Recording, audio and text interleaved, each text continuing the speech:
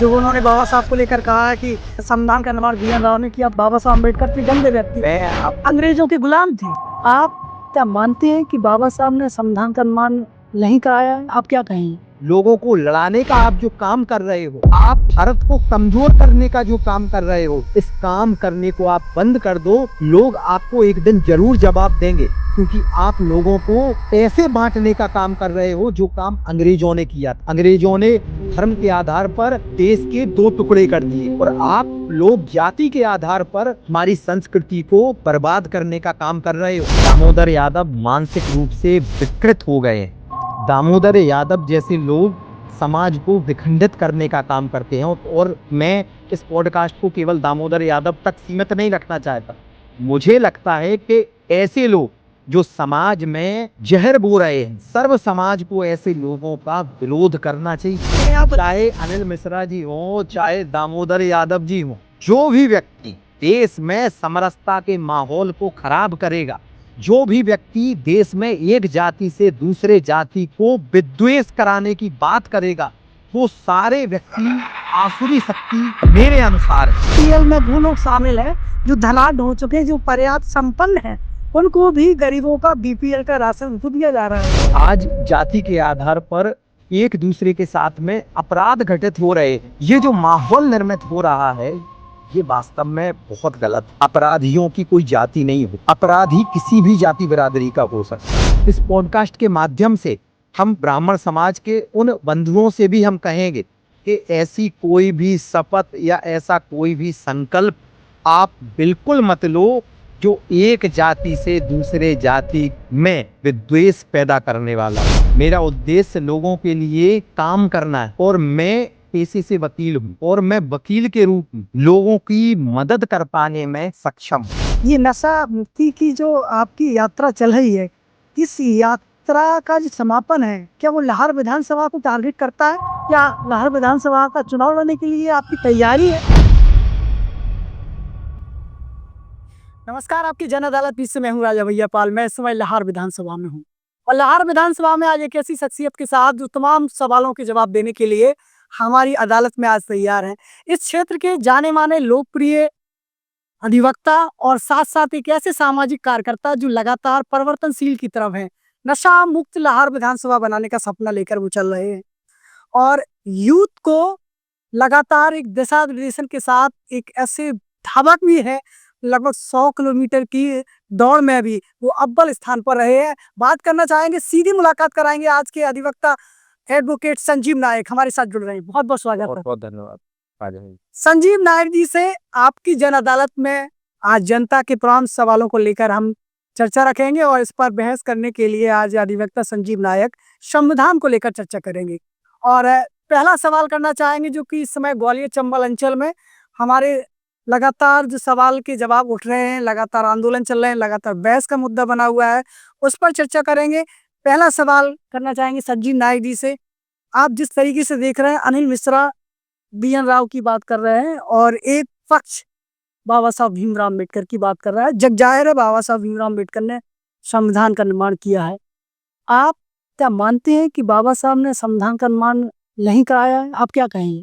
सत्य को कभी भी जो है परखने की, या सत्य को कभी झुटलाया नहीं जा सकता। संविधान के निर्माण में बाबा साहब की जो सहभागिता थी, बाबा साहब ने जिस संविधान को गढ़ा है, उस संविधान में उनकी जो भूमिका है, उस भूमिका को कोई भी देशवासी उससे जो है वो इनकार नहीं कर सकता। कोई भी व्यक्ति, चाहे वो अनिल मिश्रा जी हों, चाहे कोई भी व्यक्ति, अगर किसी अन्य व्यक्ति को पूरा का पूरा श्रेय केवल इसी बात को आधार बनाकर देते हैं कि बाबा साहब की सहभागिता कम है या किसी की सहभागिता ज्यादा है, तो मुझे लगता है ये बहुत गलत। बाबा साहब संविधान निर्मात्री समिति के अध्यक्ष थे, ड्राफ्टिंग कमेटी के अध्यक्ष थे, और उनके नेतृत्व में जो संविधान की रचना हुई है, वो हम सभी देशवासियों को जो है वो हमारा वो संविधान जो उन्होंने गढ़ा है, तो हमें ये मानने में कतई जो है वो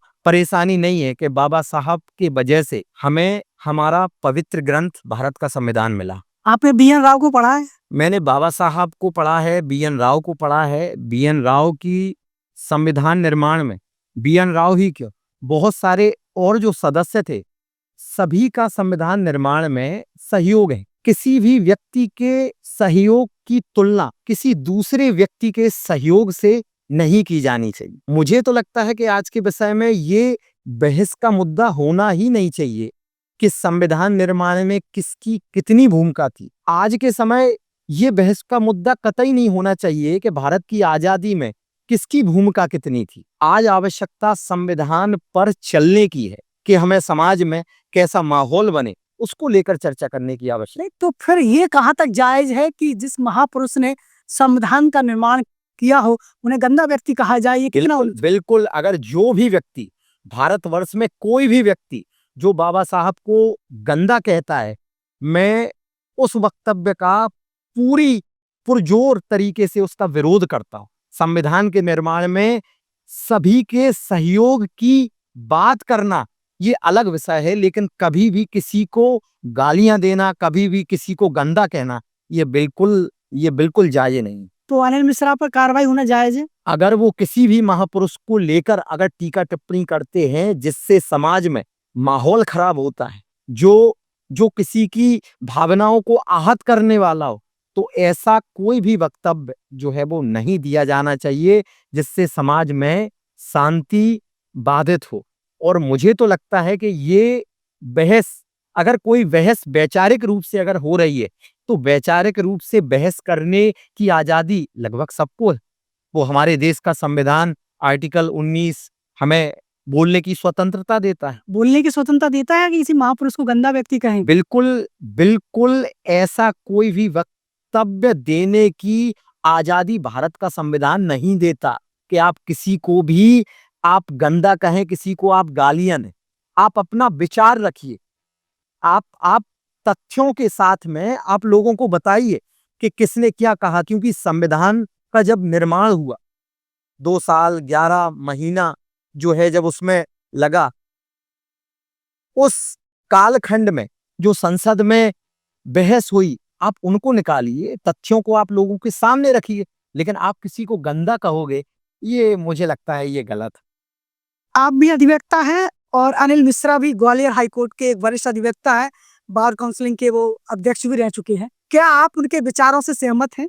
अपने देश में किसी भी व्यक्ति को बोलने की आजादी है, हर व्यक्ति को बोलने की स्वतंत्रता है। अनुच्छेद 19 इस बात की इजाजत सभी नागरिकों को देता है। वैचारिक रूप से अपनी बात रखने की आजादी सबको है, लेकिन अगर आपके विचार किसी को गाली देने के हैं, अगर आपके विचार किसी को गंदा व्यक्ति कहने के हैं, अगर आपका विचार किसी भी व्यक्ति की भावनाओं को आहत करने के उद्देश्य से दिए गए हैं, तो मुझे लगता है कि ऐसे विचार आपको नहीं व्यक्त करने चाहिए जो हमारे देश में अशांति फैलाएं, हमारे देश में जो सामाजिक समरसता का जो माहौल है उसको बाधित करें। अनिल मिश्रा ही क्यों, चाहे आपके चैनल पर मैंने दामोदर यादव को सुना था, दामोदर यादव के भी जो वक्तव्य हैं वो मुझे बिल्कुल उचित नहीं लगते। वो कभी भी उन्होंने परम पूजनीय रामभद्राचार्य जी के बारे में अपशब्द बोला। तो मैं किसी भी ऐसे विचार को जो हमारे देश की सामाजिक जो एक सौहार्द है, हमारे देश में जो सामाजिक समरसता का जो माहौल है, उस सामाजिक समरसता के माहौल पर कुठाराघात करने वाला प्रत्येक विचार मुझे अस्वीकार है और ऐसे विचार की भारत में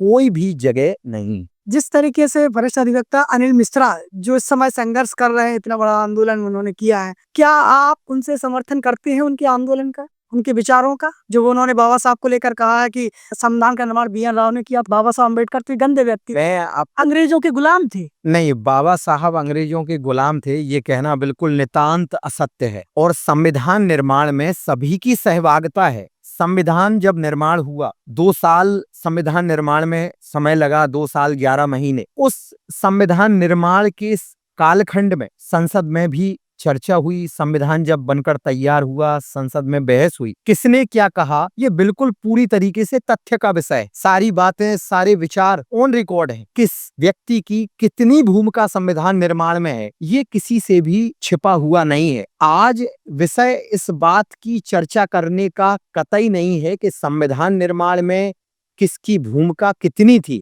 आज के समय में भारत में या प्रदेश में चर्चा करने का विषय ये है कि हम संविधान को कितना महत्व देते हैं। क्या हम संविधान में जो नीति निर्देशक तत्व हैं, क्या हम उनके बारे में विचार करते हैं कि राज्य उन नीति निर्देशक तत्वों पर कितना चलता है? क्या हमारे जो मौलिक कर्तव्य हैं, क्या हम उन मौलिक कर्तव्यों का निर्वहन अच्छे से कर पा रहे हैं? क्या हम अपने मूल अधिकारों की अच्छे से बात रख पा रहे हैं? इस बात की चर्चा करने की आवश्यकता आज है। आज इस बात की चर्चा करने की आवश्यकता कतई नहीं है कि संविधान निर्माण में कितना परसेंट किसका सहयोग रहा, कितना परसेंट किसका सहयोग रहा। हर व्यक्ति का आप खुद उनके का इस आंदोलन में साथ हैं या नहीं? मैं जैसे उन्होंने आरक्षण को लेकर बात उन्होंने करी है, तो बहुत सारे विषय हैं जिन पर मैं उनसे अपनी राय बिल्कुल अलग रखता हूं। मैं जहां तक आरक्षण का विषय है, तो मुझे लगता है कि जो संविधान प्रदत्त आरक्षण है, जो जिस आरक्षण को सामाजिक और आर्थिक आधार पर जो संविधान हमें देता है, मैं संजीव नायक संविधान प्रदत्त आरक्षण के पक्ष में हूं। संविधान जो हमें आरक्षण देता है, उस आरक्षण पर पुनर्विचार करने की भी आवश्यकता है।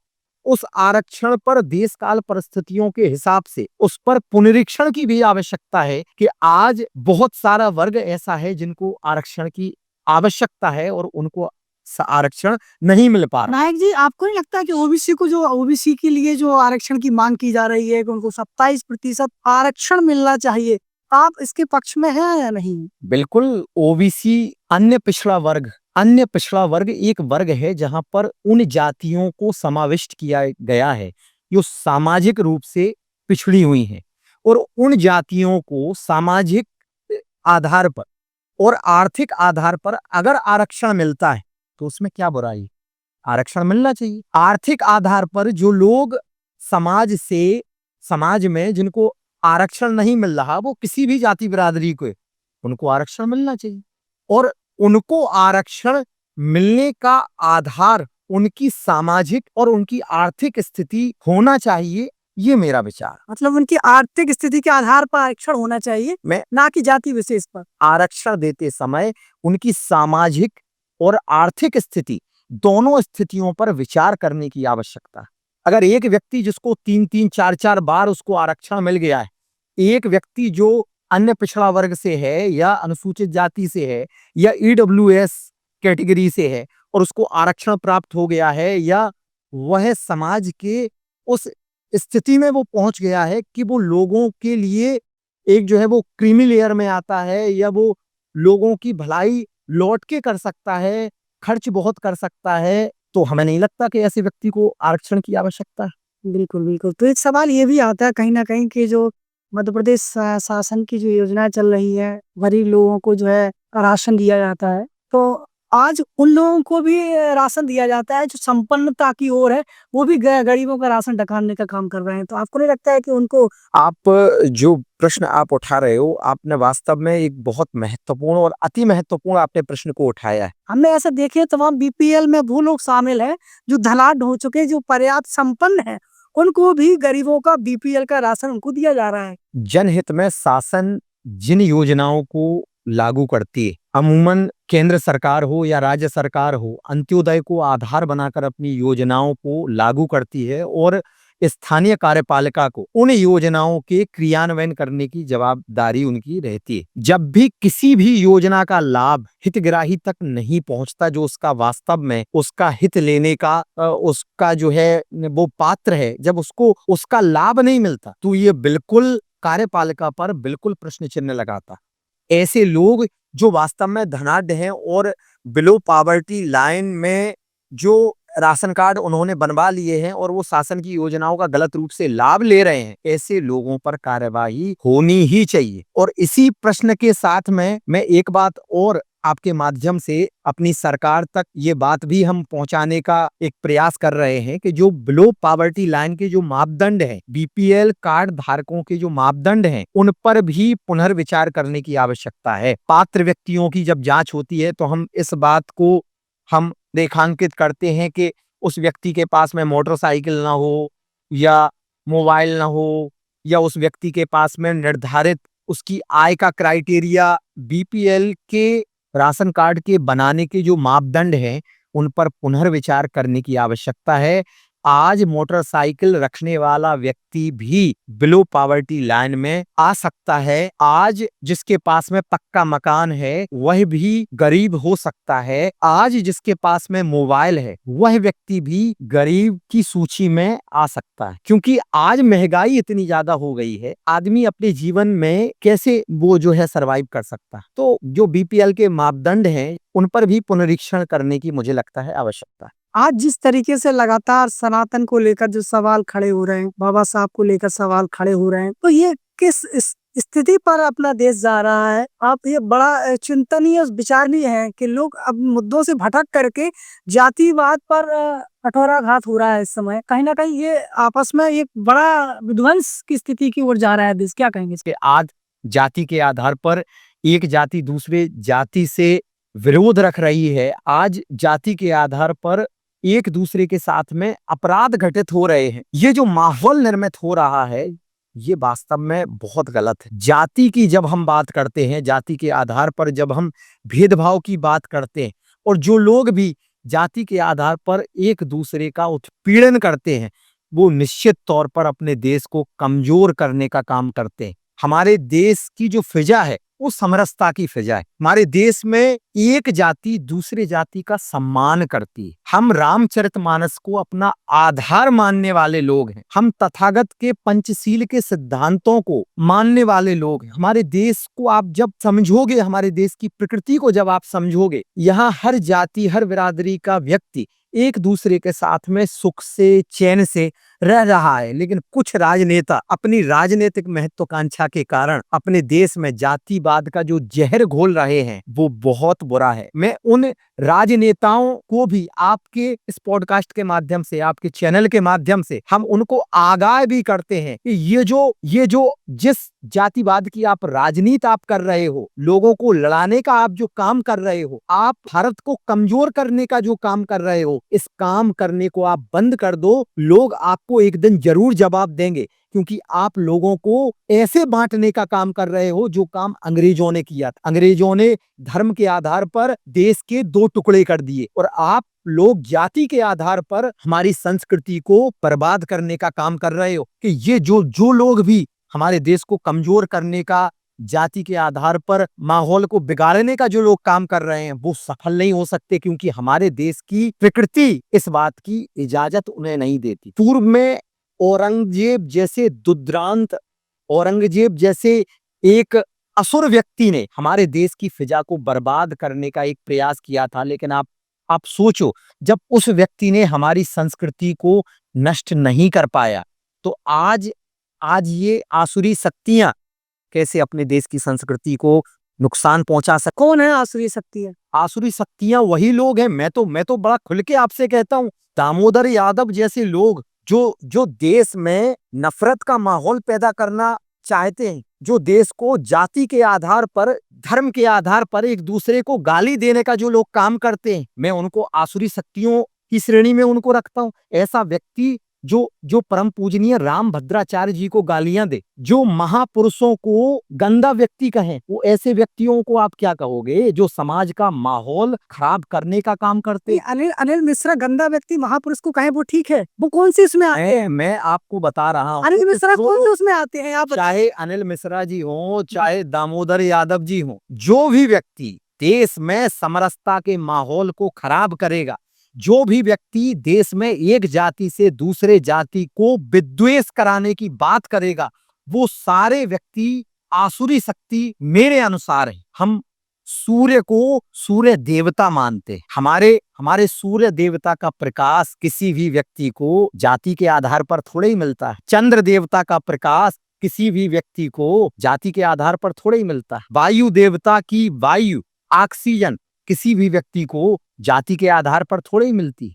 जल देवता जो अपना जल से हमें संतुष्ट करते हैं, वो किसी भी व्यक्ति को जाति के आधार पर थोड़े ही जल हमें प्रदान होता है। ये कहने का मेरा उद्देश्य ये है कि हमारी संस्कृति प्रकृति में अपना भगवान देखने का काम करती है और ऐसी संस्कृति को ऐसे लोग कभी भी नष्ट नहीं कर पाए। आप किसी महापुरुष को गाली दे सकते हो, आप किसी महापुरुष को गंदा बोल सकते हो, किसी भी देवी देवताओं को आप बुरा कह सकते हो, आप उनको गालियां दे सकते हो, लेकिन हम तो पत्थर में भी भगवान देखने वाले लोग हैं, हम तो प्रकृति को पूजने वाले लोग हैं, जी हम तो पशुओं में अपना भगवान देखने वाले लोग हैं। आप किसे किसे आप जो है नकारोगे? जिससे आप आसुरी शक्ति बता रहे हैं, उन्होंने एक बड़ा सवाल किया है कि जिस तरीके से लखनऊ में एक गरीब व्यक्ति, दलित व्यक्ति जब मंदिर पर अपनी बीमारी के कारण, अपनी कमजोरी के कारण उसकी पेशाब छूट जाती है, उसी पेशाब को आरएसएस के लोग चटवाने का काम करते हैं। ये आरोप दामोदर यादव ने लगाया है, ये सही है क्या? दामोदर यादव को हमें लगता है कि संघ की शाखा में आने की आवश्यकता है। दामोदर यादव मानसिक रूप से विकृत हो गए हैं। दामोदर यादव जैसे लोग समाज को विखंडित करने का काम करते हैं, और मैं इस पॉडकास्ट को केवल दामोदर यादव तक सीमित नहीं रखना चाहता। मुझे लगता है कि ऐसे लोग जो समाज में जहर बो रहे हैं, सर्व समाज को ऐसे लोगों का विरोध करना चाहिए। ऐसे लोगों की वजह से ही समाज जो है विविध भागों में बंट रहा है। ऐसे लोगों को जब तक समग्र समाज उठकर जवाब न दे, मैं तो यादव समाज से मेरा आग्रह है कि आप जो है भगवान कृष्ण के वंशज हैं। आप जो है अगर आपको आदर्श मानना है, मैं आपको उदाहरण देता हूँ। आप जो है हमारे यहाँ जो एसडीएम है विजय यादव जी, आप उनको आदर्श मानिए, जो समाज के लिए बढ़ चढ़कर काम करते हैं। बहुत सारे ऐसे लोग, मैं तो ये कहूंगा कि आप हमारे मुख्यमंत्री जी आदरणीय मोहन यादव जी हैं, आप उनको अपना आदर्श मानिए, जो अंत्योदय का मूल भाव लेकर समाज में काम कर रहे हैं। संजीव नायक जी, ये कहाँ तक ये सत्य है असत्य है कि एक दलित व्यक्ति को पेशाब चटवाना ये सही है आपकी नजर में? मेरी नजर में किसी भी व्यक्ति को पेशाब चटवाना, किसी भी व्यक्ति के साथ में अपराध करना गलत है, चाहे वो दलित हो या गैर दलित। नहीं, तो जो अनहोनी घटनाएं क्यों घट रही है? जिस तरीके से आप देख रहे हैं, रीवा के अंदर एक कुशवा समाज के व्यक्ति के चरण धोकर उसको पिलवाया जा रहा है, भिंड में पेशाब पिलाई जा रही है, लखनऊ में पेशाब चटवाई जा रही है, लगातार जो अमानवीय जो कृत्य हो रहे हैं, कौन जिम्मेदार है इसके मैं लिए? आपको बताऊं राजा भैया जी, आपके माध्यम से हम लोगों को भी बताना चाहते हैं कि अपराधियों की कोई जाति नहीं हो। अपराधी किसी भी जाति बिरादरी का हो सकता है, और जिसके साथ में शोषण और अन्याय होता है वह भी किसी भी जाति और बिरादरी का हो सकता है। लोग कहते हैं समाज में विविध वर्ग हैं, मुझे लगता है समाज में केवल दो वर्ग हैं। एक वर्ग जो अत्याचार करता है, जो अत्याचार करता रहा है, एक वर्ग जो अत्याचार सहता है, जो अत्याचार सहता रहा है। किसी के साथ में भी अमानवीय घटना हो, किसी के साथ में भी। एक मुझे जो है वो महाराष्ट्र की एक घटना याद है, जहां एक पुजारी को घेरकर जो है उनका जो है हत्या उनकी कर दी गई थी। अपराध किसी के भी साथ में हो, उस अपराध को जाति की संज्ञा देना, मैं आपको बताऊं कि पेशाब पिलाने वाली बात, या किसी के साथ बलात्कार होने वाली बात, या किसी को मारने पीटने वाली बात किसी के साथ में भी हो सकती है। लेकिन जो जाति की राजनीति करते हैं, जो लोग समाज में जाति के आधार पर अपनी राजनीति चमकाने का काम करना चाहते हैं, वो लोग पीड़ित व्यक्ति को उस जाति का बताकर समाज को विखंडित करने का काम कर। आप जिस तरीके से दामोदर यादव को आसुरी शक्ति का रूप बता रहे हैं, वो शक्ति लगातार उन दलितों की आवाज उठाने का काम कर रहा है, जिनको पेशाब चटवाई जाती है, पेशाब भिंड में पिलाई जाती है, या रीवा में कुशवा समाज के व्यक्ति से एक वर्ग, विशिष्ट वर्ग पैर धुलाकर पिलाया जा रहा है। ऐसे वर्गों की आवाज को यदि आप आसुरी शक्ति बताएंगे, तो वो कौन सी शक्तियां हैं जो ये काम कर रहे हैं, पेशाब चटवाने का, भिंड में पेशाब पिलाने का और रीवा में पैर धुलवाने का? अपराध और अपराधियों की कोई जाति नहीं हो। जो लोग जाति के आधार पर लोगों को पेशाब चटवाने का या लोगों का अपमान करने की जो कोशिश करते हैं, जो ऐसा अपराध करते हैं, वो निश्चित तौर पर आसुरी शक्तियां ही हैं। और विषय आवाज उठाने का है जहां तक, तो आप चिन्हित करके आप किसी भी घटना को जाति का स्वरूप देते हो। इस वजह से मैंने ऐसे लोगों को आसुरी शक्ति की श्रेणी में रखने की बात कही है। लाहौर थाने का कोई मामला हो, या सियोड़ा थाने का कोई मामला हो, या दतिया थाने का कोई मामला हो, या मध्य प्रदेश या देश के किसी भी थानों में कोई भी पीड़ित पक्ष का कोई भी मामला हो, आप देखो, पीड़ित व्यक्ति किसी भी जाति का हो सकता है। किसी भी जाति की बच्चियों के साथ में अत्याचार अनाचार हो जाता है, किसी भी व्यक्ति को पेशाब पिलाई जा सकती है, किसी भी व्यक्ति की हत्या की जा सकती है। आप उसको जाति की संज्ञा क्यों देके, मेरी बात को आप समझो राजा। मैं यहाँ पर आपका समर्थन करना चाहूंगा कि हम एक दोषी व्यक्ति के लिए उस वर्ग के समुदाय को दोषी नहीं ठहराना चाहिए। बिल्कुल बिल्कुल बिल्कुल दोषी नहीं ठहराना चाहिए, क्योंकि अपराध किसी भी वर्ग में हो सकता है, कोई भी कर सकता है, उसके लिए समुदाय जिम्मेदार नहीं है। बिल्कुल। हम इस बात का मानते हैं, लेकिन ये कहाँ तक जायज़ है कि एक वर्ग ये संकल्प लेता है कि हम दलित समाज या अनुसूचित वर्ग के व्यक्ति को अपने उसमें शामिल नहीं करेंगे। जिस तरीके से शपथ हुई है भिंड जिले के अंदर, ये कहाँ तक है? और ये कहाँ तक सही है कि हम ब्राह्मण वर्ग से कथा नहीं करवाएँगे, ब्राह्मण वर्ग से पूजा अर्चना नहीं करवाएँगे? ये किस दिशा की ओर माहौल जा रहा है? क्या कहेंगे आप? जो भी लोग जो ऐसी शपथ लेते हैं कि हम फलाने व्यक्ति के यहाँ खाना नहीं खाएंगे, फलाना व्यक्ति से हम खरीदारी नहीं करेंगे, फलानी जाति के व्यक्ति के घर पे नहीं जाएंगे, फलानी व्यक्ति से हम कथा नहीं करवाएंगे, जो आसुरी शक्तियां हैं, जो राजनीतिक क्षेत्र में हैं, जो सामाजिक क्षेत्र में है, ऐसी आसुरी शक्तियों के प्रभाव के कारण ही ऐसे लोग ऐसे संकल्प लेते। आज जो समाज का प्रबुद्ध वर्ग है, आज वह वर्ग जो समाज को दिशा दर्शन दे सकता है, वो चुप है। उसे चुप नहीं होना चाहिए, क्योंकि समाज में जो समाज को विखंडित करने वाली शक्तियां हैं, वो बहुत ज्यादा एक्टिव हैं। ऐसी शक्तियों के कारण ही तो ऐसे परिणाम निकल रहे हैं। मुंह में जो एक जाति के लोग ये कहते हैं कि हम दूसरी जाति के लोगों को अगर आपने खाने में बुलवा लिया या उनसे कथा करवा ली तो हम उनके यहाँ नहीं जाएंगे। ये क्या है? ये समाज को विखंडित करने वाले लोगों की जीत है। मैं हाथ जोड़कर मैं यादव समाज के उन परिवारों से हम ऐसा विनम्र अनुरोध करते हैं कि आपको सजग और संभल कर रहने की आवश्यकता है। अगर आपके साथ में उत्तर प्रदेश में या कहीं भी किसी के साथ में भी अगर अन्याय हुआ है, हम संजीव नायक उसकी कठोर शब्दों में हम उसकी निंदा करते हैं। हम ऐसे प्रत्येक कृत्य को हम बुरा मानते हैं।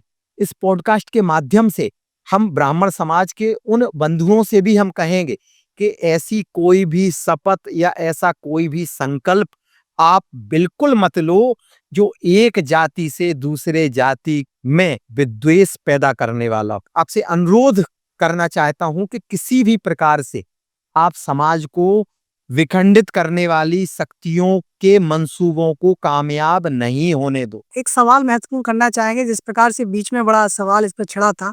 जी। आनंद स्वरूपा जी महाराज जी हैं हमारे, वो कहते हैं कि मुख्यमंत्री डॉक्टर मोहन यादव तो कैंसर है एक तरीके से देखा जाए तो, क्योंकि वो आरक्षण की बात कर रहे हैं। ये कहना सही है? नितांत गलत। डॉक्टर मोहन यादव जी अंत्योदय को लेकर काम कर रहे हैं। डॉक्टर मोहन यादव जी उस विचार को लेकर काम कर रहे हैं जो अंतिम श्रेणी में बैठे व्यक्ति को प्रथम पंक्ति में लाने का प्रयास करने वाला जो विचार है। आरक्षण देने का जो आधार था वो सामाजिक और आर्थिक आधार था। यहाँ जो भी आरक्षण के विरोधी हैं, जो भी आरक्षण को बुरा मानते हैं, अपने मन पर एक बार आप गांव की ओर आप जाइए। आज भी कई जाति से जुड़े हुए लोग एक दूसरी जाति के लोगों के सामने खटिया पर नहीं बैठते। आज जब भी हम किसी दूसरे व्यक्ति को ये सही है क्या? बिल्कुल सही है? बिल्कुल कई ऐसे गांव बिल्कुल ये बैठना सही है? बिल्कुल गलत है। मैं तो केवल उन तथ्यों के बारे में बता रहा हूं कि जो सामाजिक समरसता के आज भी जो है वो सामाजिक समरसता के विचार के आज भी चैलेंज हैं।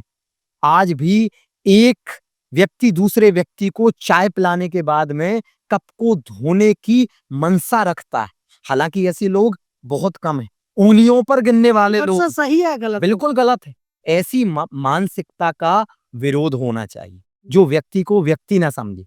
आज हम किसी भी व्यक्ति के यहाँ हम जब भोजन करने के लिए जाते हैं तो हम कतई नहीं पूछते कि आप किस समाज से आते हो, किस जाति से आते हो। तो ऐसा नहीं है कि सामाजिक समरसता को मानने वाले लोग कम हैं। मैं तो ये कहूंगा कि सामाजिक समरसता को न मानने वाले लोग देश में बहुत कम बचे। नहीं, ऐसे लोगों के आप खिलाफ हैं जो कप धुलवाने का काम करते हैं? बिल्कुल बिल्कुल हम ऐसे लोगों के, ऐसी मानसिकता के मुखर विरोधी हैं। ऐसे विरोध के कारण ही हम सामाजिक समरसता चौपाल के माध्यम से हम गांव-गांव में ऐसी चौपाल लगाने का काम भी करते हैं ताकि हमारे विचार को लोग माने। और मुझे लगता है कि ऐसे लोगों को भगवान राम से, उनके चरित्र से सीखने की आवश्यकता है, क्योंकि भगवान राम के मित्र केवट थे। भगवान राम ने सबरी के जूठे बेरों को खाया था। भगवान राम के पिता राजा दशरथ उस समय चक्रवर्ती सम्राट थे। वो चाहते तो माता सीता के हरण के बाद में वो किसी भी राजा से सहयोग ले सकते थे, लेकिन उन्होंने सहयोग किससे मांगा? उन्होंने समाज से वंचित सुग्रीव से सहयोग मांगा। उन्होंने शोषित और समाज में वनवासियों से सहयोग मांगा। उन्होंने बानरों और भालुओं से सहयोग मांगा और उसी सहयोग की वजह से उन्होंने आताताई रावण का संहार किया। तो रामचरितमानस हमें सामाजिक समरसता की सीख देती है और उस सीख को प्रत्येक सनातनी को मानने की आवश्यकता है। बिल्कुल। एक सवाल हम आपसे करना चाहेंगे। इस समय एडवोकेट संजीव नायक हमारे साथ बने हुए हैं, एक विशेष वर्ग से आते हैं आप भी। जिस तरीके से आनंद स्वरूपा जी ने कहा कि मुख्यमंत्री कैंसर का काम कर रहे हैं क्योंकि वो आरक्षण की बात कर रहे हैं, आपने दूसरी तरफ दामोदर यादव को कहा कि वो आसुरी शक्ति हैं। तो अनिल मिश्रा जी जब कहते हैं कि बाबा साहब भीमराव अम्बेडकर गंदे व्यक्ति थे, आनंद स्वरूपा कहते हैं कि मुख्यमंत्री कैंसर की तरह काम कर रहे हैं, इन ऐसे व्यक्ति को मुख्यमंत्री नहीं रहना चाहिए। ये कौन सी शक्तियों में आते हैं? मैं आपको फिर से बता देता हूं कि जो भी लोग देश में जो लोग भी समाज को, जिनके वक्तव्य समाज में जातिवाद को बढ़ावा देते हैं, जिनके वक्तव्य समाज में अशांति को पैदा करते हैं, जिनके वक्तव्य से 2 अप्रैल जैसे दंगे होने की संभावना निर्मित हो जाती है, ऐसे सारे व्यक्ति, ऐसे सारे विचार आसुरी शक्ति की श्रेणी में आते हैं। आनंद स्वरूपा, अनिल मिश्रा आसुरी शक्ति में आती है। अगर उनके विचार समाज को तोड़ने वाले हैं, अगर उनके विचार आपको ये विचार कैसे लगे उनके, जो उन्होंने विचार व्यक्त किए हैं, मीडिया पे सब जगह चल रहा है, उनके विचार आपने देखे होंगे? नहीं, सुने होंगे। मैं उनके विचारों से इत्तेफाक नहीं रखता। जो विचार समाज का माहौल खराब करें, उनकी अपनी स्वतंत्रता है, वो बोलने की उनकी अपनी आजादी है, वो अपनी बात को समाज के सामने रखने की उनकी स्वतंत्रता है। लेकिन उनकी स्वतंत्रता अगर देश में अशांति पैदा करने वाली है, अगर उनकी स्वतंत्रता समाज को विखंडित करने वाली है, अगर उनकी ऐसी बोलने की स्वतंत्रता समाज में भाईचारे को खत्म करने वाली है, तो मुझे लगता है कि ऐसा बोलना न बोलने से बहुत बुरा है। आपको ऐसा नहीं बोलना चाहिए। तो वो आसुरी शक्ति में शामिल होते हैं। बिल्कुल, क्यों नहीं। जो समाज को आपराधिक मनस्थिति से जो भी लोग समाज में समाज को तोड़ने वाली अगर बात करेंगे, तो वो सारी शक्तियां आसुरी शक्तियों की श्रेणी में आते हैं। जी, एक अगला सवाल आपसे करना चाहेंगे। जिस तरीके से आपने नशा मुक्ति की बात करी, तो लाहौर विधानसभा में पिछले कई वर्षों से आप लगातार नशा मुक्त के लिए युवाओं के पथ प्रदर्शक बने हैं। आपकी लगातार कार्यक्रम चौपाल बैठक के माध्यम से नशा मुक्त करने के लिए किया जा रहा है। लेकिन ये आपका जो संकल्प है, आपका जो मिशन है, आपको लगता है कि आप सफल हो पाएंगे? जिस तरीके से गांव-गांव में नशा बेचा जाता है, शराब की दुकानें खुली हैं, जब तक ये दुकानें खुली रहेगी, नशा मुक्त लाहौर विधानसभा बना पाएंगे आप? मैं आपको राजा भैया बताऊं कि आज से 7-8 साल पहले मैंने नशा मुक्ति और सामाजिक समरसता के संबंध में चौपाल लगानी प्रारंभ करी थी और लगभग 350 से अधिक चौपालें गांव और मजरों में लगा चुके हैं और ऐसे गांव और मजरों में 20-20, 25-25 लोगों की ग्राम सुधार समिति भी बनाई है और वो सभी लोग हमारे संपर्क में हैं। जब आप एक विचार को लेकर, जब आप एक मिशन को लेकर, जब आप समाज में जाते हो, जब आप समाज सुधार की बात करते हो, जब आप नशा मुक्ति की जब आप बात करते हो, तो निश्चित तौर पर ये एक बहुत कठिन विषय है।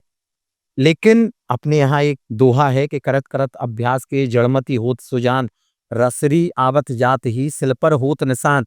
ऐसे ही एक जो है वो मंत्र है, चरे वेती यही तो मंत्र है अपना, नहीं रुकना नहीं थकना, सतत चलना यही तो मंत्र है अपना, शुभंकर मंत्र है अपना। जब आप चरे वेती को आधार बनाकर जब आप समाज में काम करते हो, जब आप लगे रहते हो, मुझे केवल अपना बेस्ट करना है। मुझे लगता है कि आज के समय में जीवन अनिश्चित है। आज कोई भी व्यक्ति, कभी भी आप घर से निकलो, पता चले आपको अटैक आ जाए, आपका एक्सीडेंट हो जाए, आप कभी भी आपकी जीवन लीला आपकी समाप्त हो सकती है। आपको अपने जीवन को सार्थक अगर आपको बनाना है, तो समाज के हित में भी आपकी जिम्मेदारी है और समाज के लिए आपको काम करने की आवश्यकता है। जब राजा राम मोहन राय ने जब सती प्रथा का जब विरोध किया था, तो तत्समय लोगों को लगता था कि शायद सती प्रथा बंद हो पाएगी।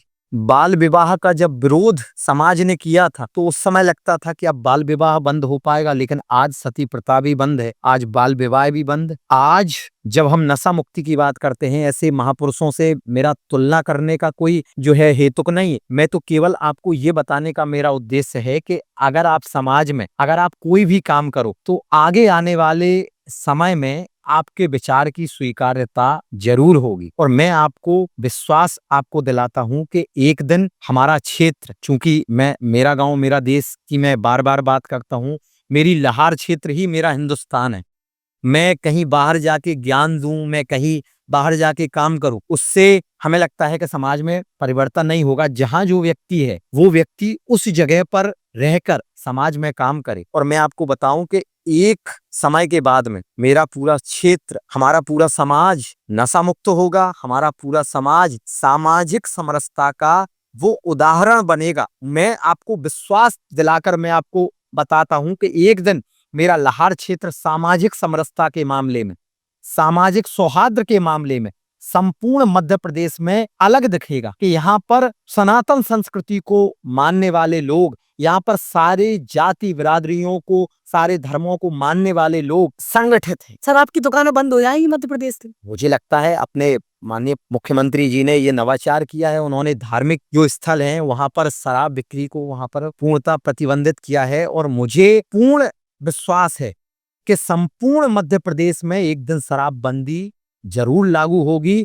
और अंत्योदय सरकार, जो डॉक्टर मोहन यादव जी की जो अंत्योदय सरकार है, वो शराबबंदी को जरूर लागू करे। एक दिन संपूर्ण मध्य प्रदेश शराब मुक्त। तो ये कहाँ तक उचित है कि जिस गौ माता के लिए हमारा देश जाना जाता था, गौ माता को, आज उसी गौ माता पर मुख्यमंत्री डॉक्टर मोहन यादव जी जीएसटी 0 कर देते हैं? ये कहाँ तक सही है, क्या मानते हैं? गौ मांस पे जीएसटी 0 मध्य प्रदेश में, और सबसे ज्यादा गौ मांस मध्य प्रदेश से जाता है, ये कहाँ तक सही है? हमारे मुख्यमंत्री जी की सोच पर जो भी लोग इस तथ्य को रखकर प्रश्न चिन्ह लगाने का, जिन लोगों ने काम किया है या जो लोग काम करते हैं, उनको हमें लगता है आईना देखने की आवश्यकता है। डॉक्टर मोहन यादव जी के चरित्र को, उनके क्रियाकलापों को, उनके विचार को जब आप पढ़ोगे, जब आप उनको सुनोगे, जब वो उच्च शिक्षा मंत्री थे, वो एक वकील भी हैं, वो कानून के ज्ञाता भी हैं। डॉक्टर मोहन यादव अंत्योदय के विचार को मानने वाले। जीएसटी पर सवाल है, गौ मांस पर जीएसटी 0 क्यों? मध्य प्रदेश से ही गाय मांस सप्लाई सबसे ज्यादा क्यों? उसी का उत्तर देने की आपको बात करता हूँ। मेरा तो ये मानना है कि बात 0 या किसी परसेंटेज की नहीं, मध्य प्रदेश में गौ हत्या या गौवंश के वध पर प्रतिबंध है। यहाँ बात मांस की नहीं है, यहाँ किसी भी प्रकार के गौवंश का वध होना ये अपराध की श्रेणी में आता है। तो यहाँ गौ मांस की बिक्री की तो बात ही नहीं है। यहाँ अगर किसी भी गौवंश को प्रताड़ित किया जाएगा, किसी भी गौवंश की हत्या की जाएगी, तो आप अपराध की श्रेणी में आओगे। ये हमारे प्रदेश का कानून। जी, आपके सवाल पर आना चाहेंगे। नशा मुक्ति जिस तरीके से आप चला रहे हैं, ये नशा मुक्ति की जो आपकी यात्रा चल रही है, इस यात्रा का जो समापन है, क्या वो लाहौर विधानसभा को टारगेट करता है?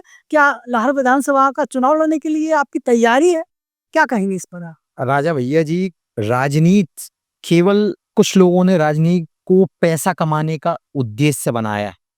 कुछ लोगों ने राजनीति का उद्देश्य शक्ति को प्राप्त करना बनाया है। राजनीति का मूल उद्देश्य समाज सेवा ही है।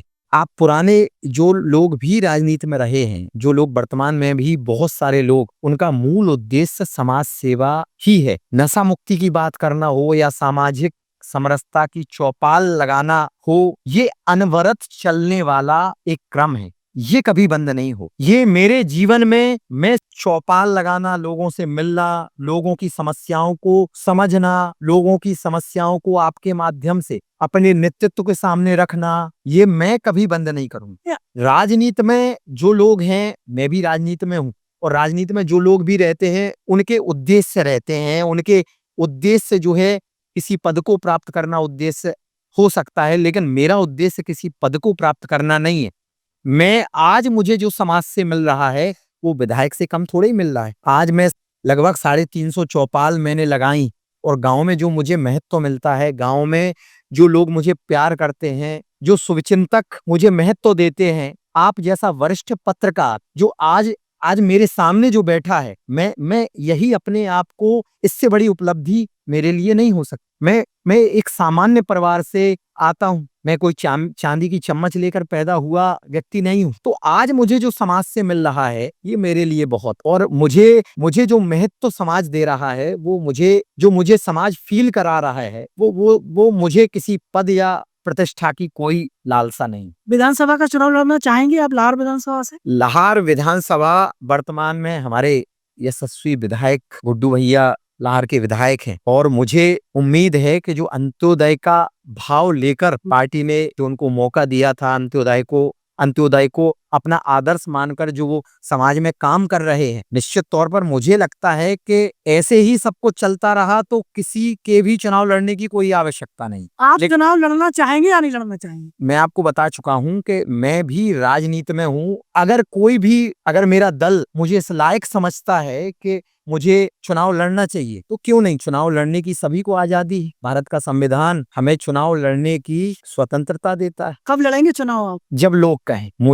मुझे कोई जल्दबाजी नहीं है चुनाव लड़ने की। कई बार लोग कहते हैं कि आपका उद्देश्य चुनाव लड़ना है, चुनाव आपको लड़ना चाहिए या नहीं लड़ना चाहिए, और मुझे लगता है कि जो भी लोग राजनीति में हैं, जब लोग कहें, जब आपको चुनाव लड़ने की कहनी ही नहीं पड़ती। 2028 में चुनाव लड़ेंगे क्या आप? मेरा उद्देश्य राजनीति में सेवा करना है, मेरा उद्देश्य लोगों के लिए काम करना है, और मैं पेशे से वकील हूँ, और मैं वकील के रूप में लोगों की मदद कर पाने में सक्षम हूँ। नहीं, आपने कहा कि सबको स्वतंत्रता है। मेरा सवाल है कि 2028 तक आपका सपना है कि आप विधानसभा का चुनाव लड़ेंगे? मुझे लगता है कि देश और अपने प्रदेश में जो अंत्योदयी सरकार है, हमारे क्षेत्र में जो हमारे विधायक जी हैं, वो जिस तरीके से काम कर रहे हैं, आपका सपना कब पूरा होगा कि आप मुझे विधायक लगता है जिस तरीके से हमारे विधायक जी काम कर रहे हैं, तो आगामी कई पंचवर्षीय योजना में वही विधायक रहने वाले हैं। मुझे लगता है कि अगर अंत्योदय विचार को भारतीय जनता पार्टी ने उनका टिकट काट दिया, आपको टिकट दिया, तो आप चुनाव लड़ेंगे? भारतीय जनता पार्टी का विचार, भारतीय जनता पार्टी अंत्योदय को मानने वाली पार्टी, भारतीय जनता पार्टी के विचार को इम्प्लीमेंटेशन कराने के लिए भारतीय जनता पार्टी किसी भी प्रत्याशी को मैदान में उतारती है। मैं संजीव नायक पूरी तरीके से उस व्यक्ति का सहयोग करने के लिए प्रतिबद्ध हूं, और मुझे लगता है कि जिस तरीके से वर्तमान में हमारी विधानसभा में जो काम हो रहा है, वो हमें लगता है कि वो अच्छे तरीके से हो रहा है। आपसे एक निजी सवाल आपका कर देते हैं। जिस तरीके से आप जो काम कर रहे हैं, अभी धावक के दौड़ के रूप में देखा जाए तो आप बहुत अखबारों में और टीवी चैनल्स पर लगातार हम आपको देख रहे हैं। तो ये तैयारी का जो जुनून है आज के प्रत्येक युवा को करना चाहिए, वो आप कर रहे हैं, तो क्या मार्गदर्शन देना चाहेंगे उन युवाओं को? मेरा आपके माध्यम से क्षेत्र के, प्रदेश के सभी युवाओं को, जो भी इस पॉडकास्ट को सुन रहे होंगे या सुनेंगे, उनसे मेरा केवल यही कहना है कि अगर आप अपने शरीर के प्रति अगर आप ईमानदार नहीं होते, अगर आप अपने शरीर पर ध्यान नहीं देते, तो विश्वास मानो आप किसी के प्रति भी ईमानदार नहीं। आपको सबसे पहले जो आपकी आत्मा एक मंदिर में निवास करती है, शरीर एक मंदिर है, और उस मंदिर को आधार बनाकर ही आप समाज में काम करते हो। जब आप उस मंदिर के प्रति ही ईमानदार नहीं हो, जब आप उस मंदिर को नशे के कारण आप दूषित कर लेते हो, तो आप समाज का भला क्या करो। आपको उस मंदिर को पवित्र रखने की आवश्यकता है, आपको अपने शरीर को स्वस्थ रखने की आवश्यकता है। एक कहावत है अंग्रेजी में, a healthy mind dwells in a healthy body.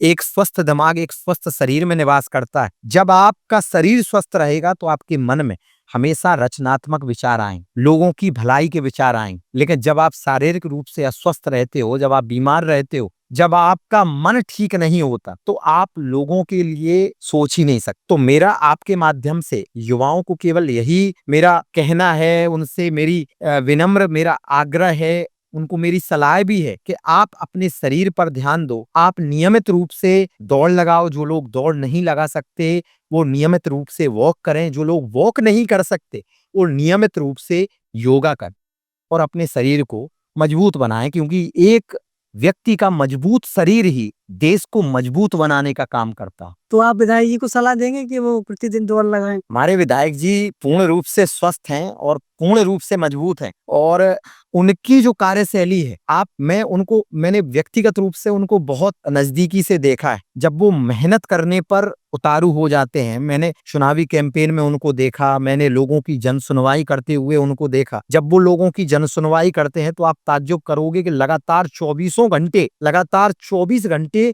वो अपनी जगह पर बैठकर लोगों की सुनवाई करते हैं। वो जब कैंपेनिंग करते हैं, जब जन दर्शन के लिए जब वो क्षेत्र में निकलते हैं तो लगातार लोगों से मिलते रहते हैं।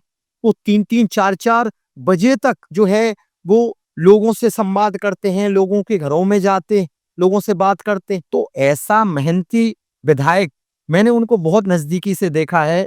वो आप आपने शारीरिक स्वास्थ्य की आपने बात करी तो उन्होंने कई बार दंडवत परिक्रमा गिरिराज जी की लगाई और ऐसे जीवट व्यक्ति की जीवटता से सीखने की सभी को आवश्यकता है। वो राजनीति में मेरे भी आदर्श हैं। मैंने सार्वजनिक जीवन में उन्होंने मुझे राजनीति में मौका दिया है, तो मैं जो है वो आपके माध्यम से अपने अपने क्षेत्र के सभी युवाओं से भी मेरा यही आग्रह है कि वो स्वस्थ रहें। अपने माननीय यशस्वी मुख्यमंत्री जो मोहन यादव जी हैं, वो आप उनको देखें, आप उनके चरित्र को देखें, आप उनकी फिजिक को देखें। वो योगा करते हैं, वो दंड को ऐसे घुमाते हैं कि एक वरिष्ठ पहलवान न घुमा पाए।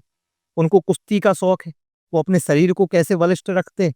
तो ये सब सोच जब समाज में उसका इम्प्लीमेंटेशन होगा तो समाज स्वस्थ बनेगा। बिल्कुल, तो आज तमाम मुद्दों पर चर्चा की है। एक लंबा पॉडकास्ट के साथ एडवोकेट संजीव नायक, तमाम मुद्दों पर हमने चर्चा की, तमाम तीखे बार किए और तमाम मुद्दों पर चर्चा हुई है। इन तमाम मुद्दों को लेकर आपकी राय क्या है, हमें लिखिए। इस पॉडकास्ट के माध्यम से आप क्या कुछ कहना चाहेंगे, अपनी राय दीजिए और इस पॉडकास्ट से आपको क्या सीखने को मिला, ये हमें जवाब दीजिए। जुड़े रहिए आपकी जनता के साथ। बहुत बहुत धन्यवाद हमारे साथ बहुत पॉडकास्ट बहुत पे राजप्रिय हुई। जी, बहुत बहुत धन्यवाद। Thank you. बहुत बहुत